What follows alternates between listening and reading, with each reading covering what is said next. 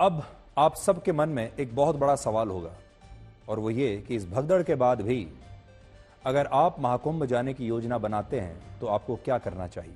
पहली बात तो ये है कि डरने की कोई आवश्यकता नहीं है। ये एक दुर्घटना जरूर हुई, लेकिन प्रशासन ने अपना सबक सीख लिया है और दूसरा, लोग भी अब पहले के मुकाबले ज्यादा सचेत हो गए हैं। तो पहली बात तो यह है कि महाकुंभ क्षेत्र में जहां से भी आप प्रवेश कर रहे हैं, इस पूरे महाकुंभ मेला क्षेत्र में जहां से भी आपकी एंट्री हो रही है, कोशिश कीजिए कि अपने सबसे पास के घाट पर ही स्नान करके आप वापस लौट जाएं। ये संगम घाट पर स्नान करने का जो मोह है उसे त्याग दीजिए। आपके पास जहां से भी आपने एंट्री की है, वहां जो सबसे करीब आपका घाट है, वहां पर स्नान कीजिए और वहीं से वापस चले जाइए। दूसरी बात, अपने साथ बहुत सारा सामान लेकर मत आइए और जितना हो सके उतना कम से कम सामान लेकर वहां पर आइए। पुलिस के निर्देशों का पूरी तरह से पालन कीजिए। तीसरा, संगम या ऐसे घाटों पर जाने से बचिए जहां भीड़ ज्यादा है। जहां पर आपको ज्यादा भीड़ नजर आ रही है वहां पर मत जाइए। चौथी बात, स्नान के लिए जल्दबाजी ना दिखाएं, भीड़ देखकर घबराएं नहीं और शांति से स्नान करें। अपनी बारी का इंतजार कीजिए। जब अगर आप आ रहे हैं वहां पर तो थोड़ा समय निकाल कर आइए। जल्दबाजी में आने की भी जल्दबाजी मत कीजिए और जाने की भी जल्दबाजी मत कीजिए।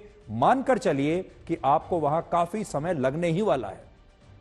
पांचवी बात, जिस दिन अमृत स्नान हो उस दिन स्नान करने से बचिए, या अगर आप फिर भी स्नान करना चाहते हैं तो साधु संतों के लिए निर्धारित घाटों पर ना जाएं।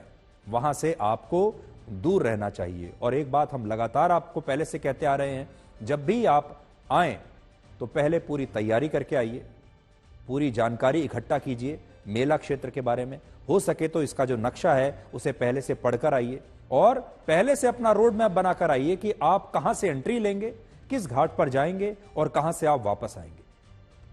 अब इस सवाल पर आते हैं कि क्या इस भगदड़ के पीछे कोई साजिश भी हो सकती है। हमें महाकुंभ मेले में ऐसे श्रद्धालु भी मिले जो ये दावा कर रहे थे कि यह भगदड़ कुछ असामाजिक तत्वों की वजह से हुई, जिन्होंने धक्का मुक्की करके लोगों को जानबूझकर नीचे गिराया था।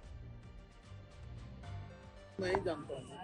5-6 का झुंड का कुछ है, वो लोग जानबूझ के कुछ असामाजिक है, लोग है यहाँ पे। ये झंडा लाल झंडा लेके आया था और जानबूझ के ढकला है सबको, जानबूझ के।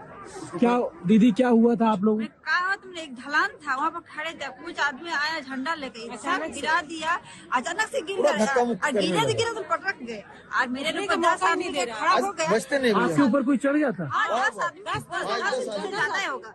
तब एक लड़का था, हटा कटा दे रहा, उसके बेल्टी पकड़े और हम उठे। ये दुर्घटना कैसे हुई, इसका जिम्मेदार कौन है, भगदड़ कैसे हुई, जिन लोगों ने योजनाएं बनाई थी, जिन लोगों ने पूरी प्लानिंग की थी, उनसे कहां चूक हुई, जो लोग ग्राउंड पर थे प्रशासन के और पुलिस के, उनसे कहां पर चूक हुई, ये सब जांच का विषय है और इसकी गहन जांच जरूर होनी ही चाहिए।